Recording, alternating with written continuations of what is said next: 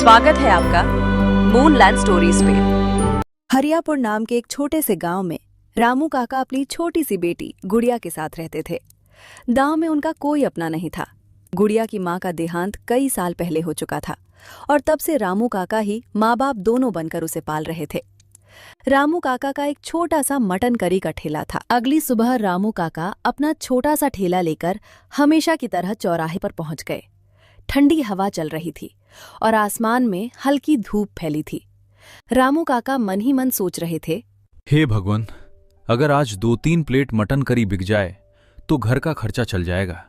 गुड़िया की किताबें भी लेनी है। तभी एक दुबला पतला फटे कपड़ों में लिपटा छोटा बच्चा उनके ठेले के पास आया। काका, मुझे बहुत ज्यादा भूख लगी है, क्या आप मुझे मटन करी खिला सकते हो? पैसे अभी नहीं हैं। रामू काका ने उसकी हालत देखी, दिल भर आया। उन्हें अपनी ही गुड़िया याद आ गई। अरे बेटा, क्यों नहीं, खाना भूखों का हक है। ये ले, गर्मा गर्म एक प्लेट। वो पूरी प्लेट चुपचाप खा गया और बोला, धन्यवाद काका, भगवान आपको बहुत खुश रखे। कुछ देर बाद दूसरे गांव से एक आदमी आया, लखन। उसके कपड़ों और चाल ढाल से लगता था कि वो थोड़ा संपन्न है। अरे काका, इस उम्र में भी ठेला लगाए हुए हो? क्या बताऊं बेटा, घर में बैठे बैठे मन नहीं लगता, ऊपर से कमाने वाला भी और कोई नहीं। एक ही बेटी है मेरी, गुड़िया। बस रोज 2-3 प्लेट बिक जाती हैं तो गुजारा हो जाता है, और मुझे चाहिए भी क्या। सही बात है काका, चलिए मेरे लिए भी एक प्लेट लगा दीजिए। रामू काका ने तुरंत एक प्लेट गर्मा गर्म करी परोसी। लखन ने पहला ही कौर खाया तो उसकी आंखें चमक उठीं। अरे वाह काका, ऐसा मटन तो मैंने आज तक नहीं खाया। ये तो कमाल का स्वाद है। अरे बेटा, ये सब गांव की मिट्टी का स्वाद है।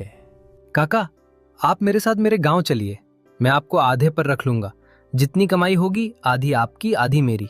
खूब चलेगा आपका स्वाद वहां। नहीं बेटा, मेरा मन बस इसी गांव में लगता है, मैं कहीं और नहीं जाना चाहता। काका, आपका मन लगता है, ये बात सही है, लेकिन आपकी बेटी भी तो है। उसकी शादी, उसका भविष्य, क्या ये 2-3 प्लेट बेचकर उसकी जिंदगी बन पाएगी? रामू काका चुप पड़ गए। लखन की बात दिल में उतरती चली गई। बात तो तू ठीक कह रहा है बेटा। ठीक है, मैं कल से तुम्हारे गांव आ जाऊंगा। लखन चला गया। रामू काका जब घर पहुंचे तो देखा कि गुड़िया चूल्हे के पास बैठी आग जला रही थी। अरे बेटा, बाहर तो बहुत ठंड है, अच्छा किया तूने आग जला ली। हाँ पिताजी, मैं आपका इंतजार कर रही थी, आप देर क्यों कर दिए? बेटा, हमें कल से दूसरे गांव जाना है। पर क्यों पिताजी, हम अपने गांव में ही ठीक थे, क्या हम इस गांव में नहीं रह सकते? नहीं मेरी गुड़िया, बात रहने की नहीं है, बात तेरे भविष्य की है। भविष्य? पिताजी, हम यहाँ भी खुश हैं, आप क्यों परेशान होते हो? देख बेटा, एक लड़का आया था, लखन। वो दूसरे गांव में एक बड़ा होटल चलाता है। उसने मुझे काम पर रख लेने का वादा किया है, अच्छी कमाई होगी। पिताजी, मुझे आपकी खुशियों से बढ़कर कुछ नहीं। जहां आप रहोगे वही मेरा घर है। गुड़िया और रामू काका दोनों गांव छोड़कर दूसरा गांव आजता है। अरे रामू काका, आप आ ही गए। चलिए, अच्छा हुआ समय पर पहुंच गए। हाँ बेटा, जैसा कहा था वैसा ही सुबह सुबह निकल पड़े। बहुत बढ़िया। काका, जल्दी से काम पर लग जाइए, आज भीड़ बहुत होगी और इराक भैया कभी भी आते ही होंगे। आप मटन करी बनाना शुरू कर दीजिए। तभी लखन ने गुड़िया की ओर दिखा। और बेटी, तुम जरा मेरे घर चली जाओ, जहां भी पूछोगी लखन भैया का घर सब बता देंगे। बड़े आराम से पहुंच जाओगी। वहां भाभी भी है, वे तुम्हें खाना वाना दे देंगी। पिताजी, मैं अकेली कैसे जाऊं? डर मत बेटा, लखन बेटा बुरा नहीं है, उसके घर जा, भाभी से मिलना, बहुत अच्छे रिलेटेड है। रामू काका ने जैसे ही कढ़ाई में मसाले डाले, खुशबू पूरे होटल में फैल गई। थोड़ी ही देर में पहला ग्राहक तेजी से आया। अरे लखन भैया, ये चाचा को कहां से पकड़ लाए? खुशबू तो ऐसी आ रही है जैसे कहीं दरबार में पक रहा हो। चलो जल्दी से एक प्लेट मटन लगा दो। रामू काका ने फुर्ती से प्लेट तैयार की, करी गर्मा गर्म चावल पर डाली और ग्राहक को बढ़ा दी। अरे वाह काका, ऐसा मटन तो मैंने जिंदगी में कभी नहीं खाया। मुंह में जाते ही पिघल रहा है। ये तो कमाल है। मैंने कहा था ना, काका का हाथ नहीं, जादू है जादू।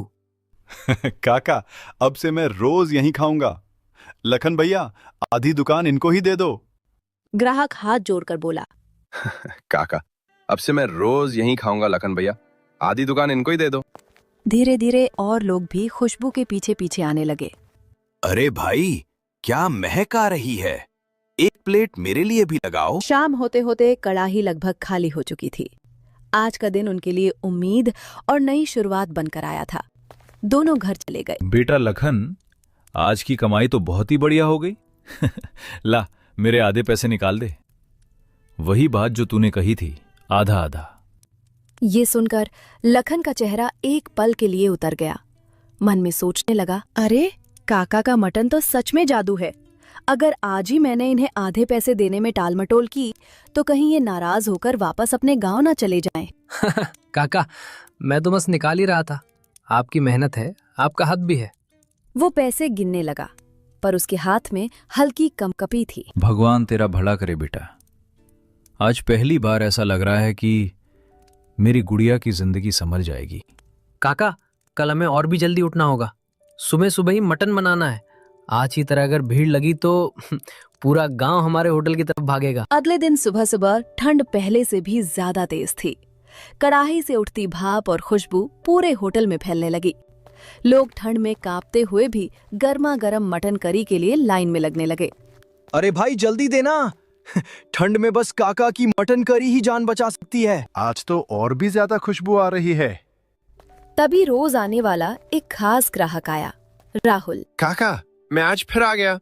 आपके हाथ की मटन करी के लिए तो मैं रोज यहाँ तक पैदल आता हूँ। ऐसा स्वाद तो पूरी दुनिया में नहीं मिलेगा। अरे बेटा, तू रोज इतना दूर से आता है, मुझे तो शर्म आ जाती है। भगवान तेरा भला करे। काका, आपका खाना मेरे लिए दवा जैसा है। ठंड में आपका गरम मटन, वाह। लखन भैया, आपने बड़ा अच्छा फैसला किया इन्हें लाके। ये सुनकर लखन के चेहरे पर हल्की तकरार की झलक आ गई। अंदर ही अंदर वो बुरी तरह जल उठा। हर कोई बस काका काका करता है। अरे दुकान किसकी है, नाम किसका है, मुनाफा किसका होना चाहिए। अब तो मैंने मटन करी बनाना सीख भी लिया है, फिर इस बूरे को रखने की क्या जरूरत। आज रात ही से निकाल दूंगा, पूरी कमाई मेरी होगी। पूरा दिन भीड़ पहले दिन से भी ज्यादा रही। हर प्लेट की तारीफ सिर्फ एक ही नाम से शुरू और खत्म हो रही थी। दुकान बंद करके दोनों अपने अपने घर जाने लगते। काका, मेरे आधे पैसे निकाल दो। आज अच्छी कमाई हुई है। हाँ बेटा, क्यों नहीं। ये ले तेरे आधे पैसे। ऊपर वाले की मेहर है, आज अच्छा दिन रहा। और सुनो काका, कल से आप दुकान पर मत आना। क्या बोला तूने बेटा, मैं दुकान पर ना हूं? अरे कुछ गलती हो गई क्या? नहीं काका, गलती वगलती कुछ नहीं। बस अब मैं आपसे मटन करी बनाना सीख गया हूं, तो भला मैं आपको आधे पैसे क्यों दूं? अब से दुकान में अकेला ही चलाऊंगा। लेकिन बेटा, तू मुझे मेरे गांव से यही कहकर लाया था कि आधे पैसे तेरे आधे मेरे, हम साथ मिलकर मेहनत करेंगे। हाँ काका, लाया था, लेकिन अब मेरा मन नहीं है। आप अपना गांव वापस चले जाइए, मुझे अब किसी की जरूरत नहीं। बस बहुत हो गया। आप दोनों कल से यहां मत दिखना। दुकान मेरी है, मेहनत मेरी है, और अब कमाई भी मेरी होगी। ठीक है बेटा, तेरे मन में अगर लालच आ गया है तो मैं क्या कर सकता हूं। लेकिन एक बात याद रखना, खाना बनाने का तरीका सिर्फ देखने से नहीं आता, उसका जादू हाथ में होता है, और वो जादू किसी लालची दिल में टिकता नहीं है। काका अपने फटे बैग को कंधे पर टांगते हैं और धीरे धीरे अंधेरा होते रास्ते पर चल पड़ते हैं। अगले दिन सुबह लखन बड़े जोश में दुकान खोलता है। उसके चेहरे पर एक तिरछी मुस्कान होती है। आज देखना, लोग मेरी बनाई मटन करी के भी दीवाने हो जाएंगे। काका समझते क्या थे, अपने हाथ का जादू। कुछ देर में पहला ग्राहक आता है। अरे लखन भैया, एक दमदार मटन करी दे दो, ठंड में गर्मा गर्म मजा आ जाएगा। गिरा पहला निवाला मुंह में डालता है और उसका चेहरा तुरंत बिगड़ जाता है। अरे ये क्या है, ये मटन करी है या उबला हुआ पानी? स्वाद कहाँ है, मसाला कहाँ है, मटन कच्चा क्यों लग रहा है? लखन एक पल को हक्का बक्का रह जाता है। क्या बोल रहे हो भाई, जैसे रोज बनती थी वैसे ही बनाई है। नहीं मत करो, ये तो बिल्कुल खराब है। मैं तो खत्म भी नहीं कर पा रहा। इतने में सुनील तेजी से आता है, हाथ रगड़ता हुआ, ठंड से जूझते हुए। लखन भाई जल्दी से एक प्लेट मटन करी लगा दो, ठंड में कुछ गरम खा लूं। और काका कहाँ है? दिख नहीं रहे 2 दिन से। लखन बिना जवाब दिए प्लेट रख देता है। सुनील कौर लेता है और तुरंत थूकने जैसा मुंह बनाता है। अरे ये किसने बनाई है? ये तो बिल्कुल खराब है। मैंने तो काका के हाथ की करी खाई है, उसमें तो जान होती थी। लेकिन ये तो कुछ भी नहीं है। लखन की भौहें सिकुड़ जाती हैं। यार प्लीज ऐसे मत बोलो, बन तो वैसे ही रही है जैसे काका बनाते थे। अरे हाँ हाँ, बिल्कुल बेकार है। मटन जैसे कच्चा पड़ा हो, मसाला जैसे कहीं खो गया हो। अरे लखन भाई, ये आपके बस की बात ही नहीं है। सच कहें तो बेटा, काका के हाथ में सच में कोई जादू था और तूने उन्हें निकाल दिया लालच में। एक एक करके सारे ग्राहक प्लेटें छोड़कर चल देते हैं। दुकान के सामने सन्नाटा छा जाता है। राहुल को कई दिनों से काका की याद सताने लगती है। काका की बनाई मटन करी का स्वाद ही नहीं, उनकी हंसी, उनकी बातें सब उसके दिल में बस गए थे। एक दिन वो ठंड में कांपते कांपते काका के गांव पहुंच जाता है। अरे काका, अब यहाँ क्या कर रहे हो? आपने दुकान क्यों छोड़ दी? अब तो आप हमारे गांव में दिखते भी नहीं। सब लोग आपको बहुत याद कर रहे हैं। क्या बताऊं बेटा राहुल, दिल टूट गया बस। लखन मुझे मेरे गांव से ये बोलकर लाया था कि आधी कमाई उसकी और आधी मेरी। सोचा था चलो मेहनत कर लूंगा, गुजारा हो जाएगा। पर जैसे ही कमाई बढ़ी, उसका मन बदल गया। काका, उसने बहुत गलत किया आपके साथ। लालची इंसान था वो, आपको इस्तेमाल किया और फिर निकाल दिया। लेकिन काका, एक बात जान लो, किसी के देखने से रेसिपी नहीं सीखी जा सकती। आपके हाथ में जो जादू है। बेटा, अब कहां से शुरू करूं? न ठेला है, न बर्तन, न ही पैसे बचे हैं। थोड़े बहुत जो जमा थे, सोच रहा हूं बेटी की शादी कर दूं। मेरी उम्र भी ढल रही है बेटा, किस किस चीज के लिए भागूं? काका, आपने मुझे हमेशा बेटे की तरह प्यार दिया है। अब आपकी बारी है कि मुझे आपको संभालने दो। नहीं बेटा, मैं तेरे पैसों पर बोझ नहीं बनना चाहता। तू खुद मेहनत करता है, तेरे भी तो सपने होंगे। काका, आप बोझ नहीं, गौरव हो मेरे लिए। और रही सपनों की बात, मेरा एक ही सपना है, आपकी दुकान फिर से चले, आपकी मटन करी से गांव में खुशबू फैल जाए और आपकी बेटी की शादी धूमधाम से हो जाए। तू सच कह रहा है बेटा? क्या तू मेरे साथ ठेला चलाएगा? हाँ काका, आप बनाना, मैं बेचना। आपका सम्मान हमेशा सबसे ऊपर रहेगा और कसम से मैं आपको कभी अलग नहीं करूंगा। हम दोनों एक टीम रहेंगे। राहुल के साथ काका का ठेला दोबारा लग चुका था। सुबह सुबह गांव की गलियों में मसालों और देसी घी की खुशबू फैलने लगी थी। कुछ ही दिनों में ठेले पर भीड़ उमड़ने लगी। पहला ग्राहक गरम गरम भाप उठती कढ़ाई देखता ही बोल उठता, अरे काका, आप वापस आ गए। हम तो समझ बैठे थे कि अब कभी आपका मटन खाने को नहीं मिलेगा। कहाँ जाऊंगा मेरे भाइयों, बस जिंदगी ने थोड़ी परीक्षाएं ली थीं।